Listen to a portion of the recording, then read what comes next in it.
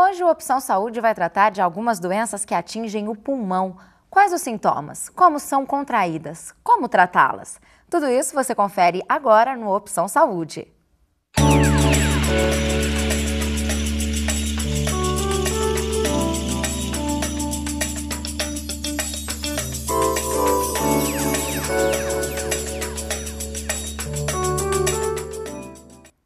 Para nos esclarecer sobre as doenças que atingem o pulmão, recebemos aqui o pneumologista Carlos Eduardo Sacomandi. Doutor, obrigada pela sua presença aqui no Opção Saúde. Eu que agradeço.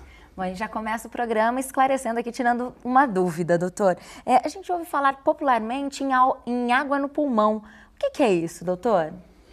Esse termo água no pulmão, ele não é um termo muito certo, né? Porque na realidade a água não está exatamente no pulmão, e sim entre o pulmão e a caixa torácica, né? Ele fica fora do pulmão. Então, por algum motivo, um processo inflamatório, um processo neoplásico, qualquer inflamação, vai ocorrendo um acúmulo de um líquido entre o pulmão e essa caixa torácica. Se não for tratada a causa que está levando esse acúmulo dessa água, essa água tende a aumentar e com isso o pulmão cada vez vai ficar mais comprimido pela essa água, entendeu? Tem mais alguma coisa que pode levar à existência dessa água próxima ao pulmão, esse líquido? Na realidade a água, ela pode tanto ser água, né, pode ser um plasma, pode ser sangue e pode ser pus, né, no caso de uma infecção que acumula uma quantidade de secreção purulenta, né? Então, depende da causa, o tipo de líquido que vai acumular entre o pulmão e a caixa torácica. No caso de sangue, por exemplo, em acidentes ou tem outras maneiras também do sangue chegar até o pulmão? Um trauma é a principal causa, né? Mas uma doença neoplásica, né? Pode ser uma doença, tuberculose também pode provocar um acúmulo de sangue entre o pulmão e a caixa torácica, né? O que a gente chama de derrame pleural.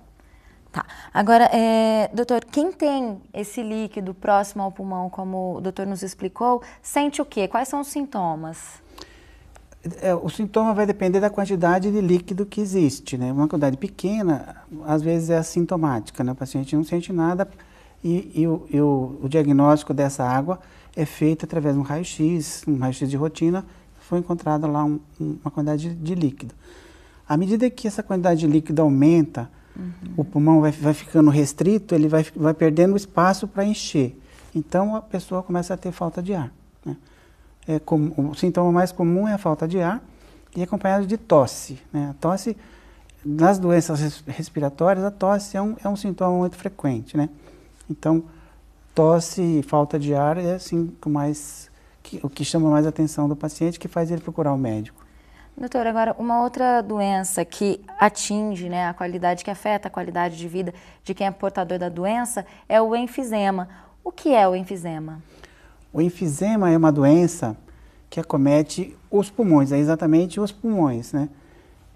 A causa desencadeante principal é o tabagismo, né, o hábito de fumar. Então, o cigarro, a fumaça do cigarro, ela vai destruindo os alvéolos. Os alvéolos são os locais onde o ar entra para fazer a troca gasosa, né? A troca entre oxigênio e gás carbônico. Então, é como se a gente imaginasse uma casa de abelha, uma colmeia. E a fumaça fosse destruindo as paredes da colmeia. Então, ela formando uma casa cada vez maior. Então, até que forma no pulmão, formam bolhas, né? Bolhas de ar que não ajudam na respiração, só prejudicam a respiração do paciente. Isso pode gerar o que no paciente, então, além dessa falta de ar? O paciente que tem um enfisema, normalmente ele tem o tórax mais insuflado, né, mais cheio de ar, né, por causa dessa destruição dos alvéolos. Ele tosse, ele tem uma limitação grande para qualquer atividade física, né? Normalmente ele perde peso, perde massa muscular, tosse muito catarro, né? Tem infecções respiratórias de repetição, né? Pega pneumonia com muita facilidade, né? O doutor nos contou agora que a principal causa é o cigarro, né? Todo fumante pode vir a desenvolver o enfisema? Todo fumante pode vir a desenvolver. É claro que existe uma predisposição genética, né? Tem gente que fuma 2 maços por dia e aí você faz um raio-x e ele está com um raio-x praticamente normal depois de muitos anos de fumar. E tem gente que tem uma predisposição maior, que ele fuma pouco e em pouco tempo ele desenvolve um enfisema. Mas todos vão ter alterações pulmonares, dependendo da quantidade de cigarro, dependendo do tempo fumado. Agora, a embolia pulmonar, ela requer um tratamento de emergência? Assim, explica pra gente um pouco mais sobre a embolia. A embolia é um coágulo de sangue que sai normalmente dos membros inferiores, né? O paciente que fica acamado, ou um paciente que fez uma cirurgia ortopédica, que fica acamado. Então, um coágulo, ele cai na circulação, ele passa pelo coração e vai cair no pulmão. No pulmão, os vasos sanguíneos, eles são calibrosos e vão cada vez mais diminuindo em direção à periferia. Então, o coágulo, chega uma hora que ele vai encravar num vaso sanguíneo e vai entupir, o sangue deixa de chegar naquela região, porque é como se fosse uma rolha que entupiu aquela passagem, entendeu? Toda essa área que receberia esse sangue, ele vai sofrer e acaba necrosando toda essa área. Dependendo do tamanho do coágulo e o tamanho do vaso sanguíneo obstruído, é a gravidade, né? Quanto maior o vaso, mais grave é o caso. Tem paciente que tem morte súbita por um coágulo. É mesmo? E tem gente que consegue chegar ao hospital, né, o sintoma de dor, de falta de ar, e fica no hospital vários dias para tratar uma embolia pulmonar, né? Então, a embolia pulmonar, o que é? É uma complicação vascular, né? O paciente que ficou bastante acamado, o paciente que tem varizes na perna, o paciente que tem uma arritmia cardíaca, que forma coágulos, e esse coágulo, por qualquer motivo, ele caiu na circulação e entupiu um vaso sanguíneo dentro do pulmão. Entendeu? Daí, esse vaso obstruído, ele não recebe o sangue e morre, aquele pedaço do pulmão vai morrer, né? Dependendo do tamanho do coágulo, pior é a gravidade, né? Então, realmente, é uma doença que tem que ser tratada com emergência. Sim, é uma urgência. Normalmente, o paciente acaba indo para a UTI, né? Porque ele tem que receber anticoagulantes, tem que receber oxigênio, tem que receber cuidados médicos assim, bem na beira do leito, né? Porque é uma doença grave, né? Tá, agora, como prevenir, então, a embolia pulmonar? Nesse paciente que vai ser submetido à cirurgia ortopédica, normalmente o cirurgião, ele já, no pré-operatório, ele já começa a dar remédio para evitar que o sangue coagule muito. A gente chama isso de anticoagulantes. E outra medida é, assim, caminhar mais cedo possível no pós-operatório, né? E usar algumas medidas, por exemplo, meia elástica e tal. Uma coisa que eu me lembrei agora, a embolia pulmonar também é muito comum em pessoas que viajam, tem uma viagem longa distância. Ele fica muito tempo sentado e aquela compressão das veias das pernas, a hora que ele começa a andar, formou um coágulo, esse coágulo começa a circular e acaba caindo no pulmão. E aí ele vai ter embolia pulmonar, consequência por ter ficado muito tempo sentado, sem circular o sangue nas pernas. A embolia, ela acontece só no pulmão? Não, ele pode acontecer em outros órgãos, qualquer vaso pode ser, mas no pulmão, ele é como se fosse o filtro das veias, né? Todo o sangue que vem, ele passa pelo coração e vai ser filtrado, vai ser oxigenado no pulmão. Então, por isso que no pulmão ele vai ser... Acomete mais vezes. Mais vezes, né? Legal. Bom, no próximo bloco nós vamos tratar de uma infecção pulmonar que é bastante conhecida. Daqui a pouco, no Opção Saúde.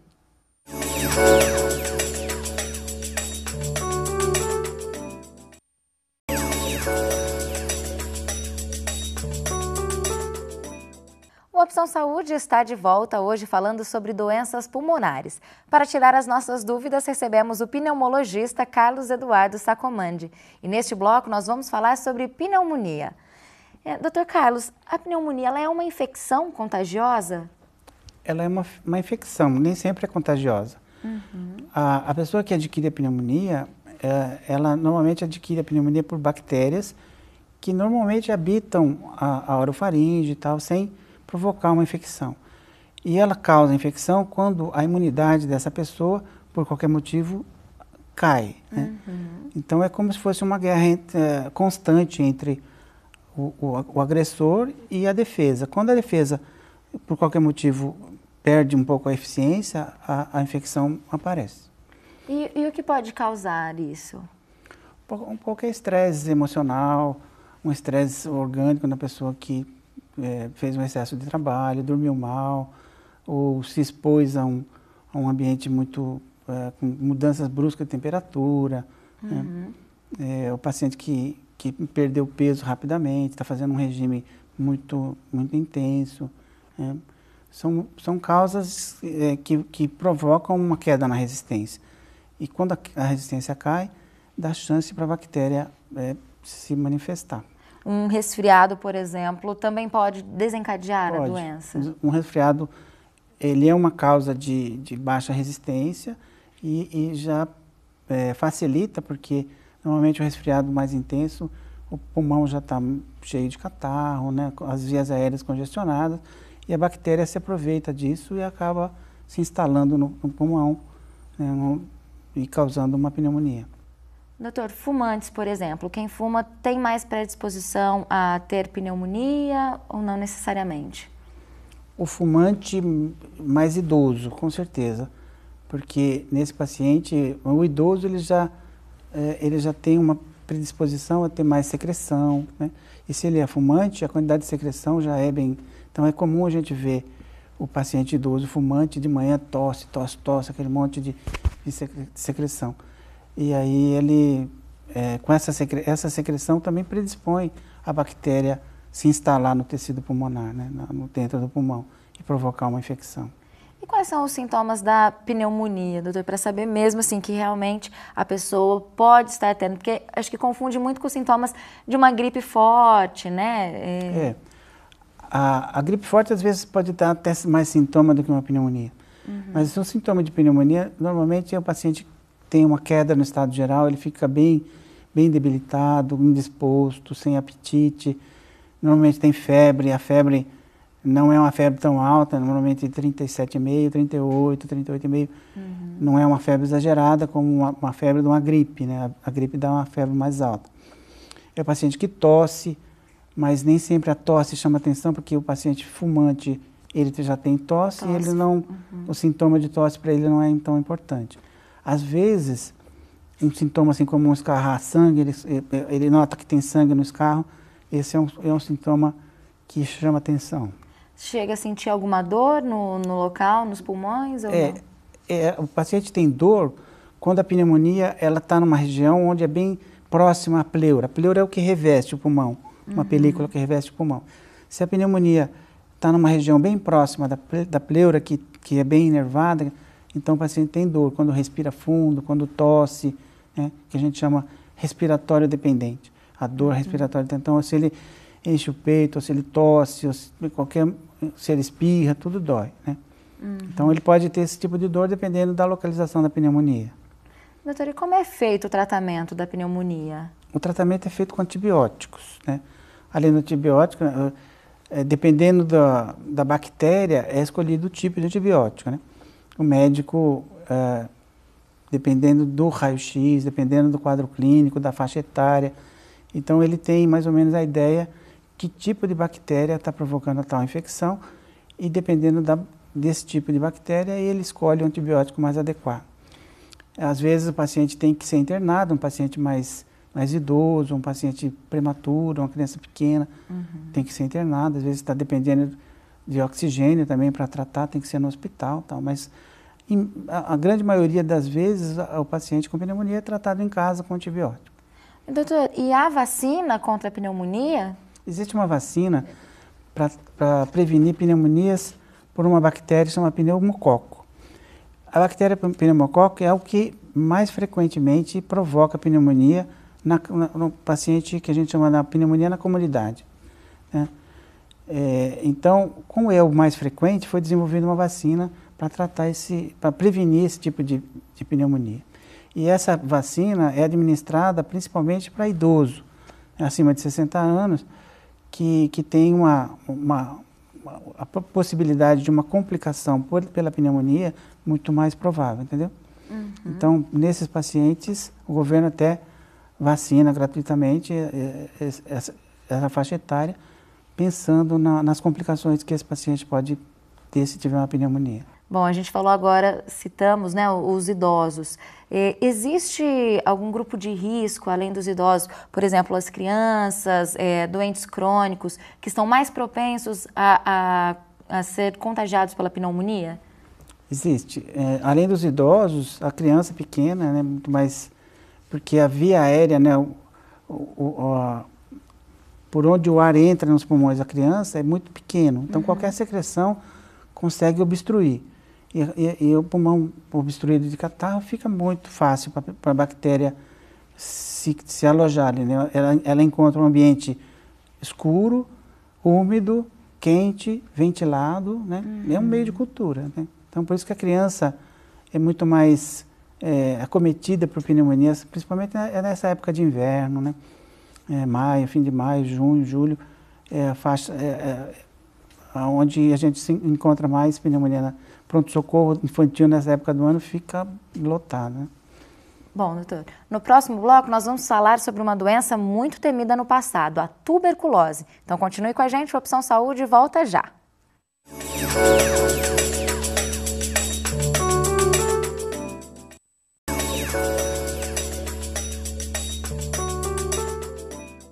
Voltamos com o Opção Saúde e hoje recebemos o pneumologista Carlos Eduardo Sacomandi, nos esclarecendo sobre algumas doenças pulmonares. Bom, neste bloco nós vamos falar sobre a tuberculose. Doutor, a tuberculose ela é uma doença infecciosa, né? Como que ela é transmitida? É uma doença infecciosa, ela é causada por uma que a gente chama de micobactéria. Ela se transmite principalmente por via paciente para paciente. O paciente doente, ele tosse e aquela lesão pulmonar, ela expele gotículas, né? A gente consegue ver gotículas contaminadas com bacilo que ficam no meio ambiente, em suspensão. A pessoa que está perto, se ela aspira aquela gotícula que está contaminada com a micobactéria, e essa micobactéria acaba chegando até o pulmão. Se essa pessoa que aspirou essa gotícula contaminada tiver com a resistência um pouco baixa, essa micobactéria vai ter chance de se multiplicar e vai provocar a doença de tuberculose nessa outra pessoa.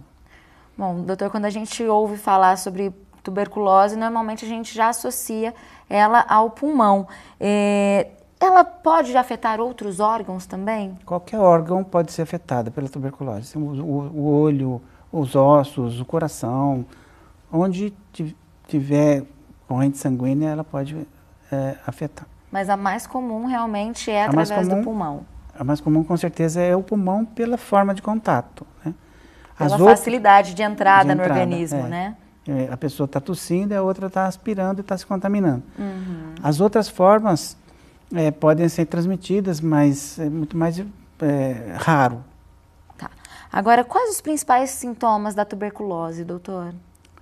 A tuberculose, assim, o paciente cai bastante o estado geral, principalmente a faixa etária mais acometida da tuberculose é a faixa etária produtiva, é o paciente de 20 a 40 anos.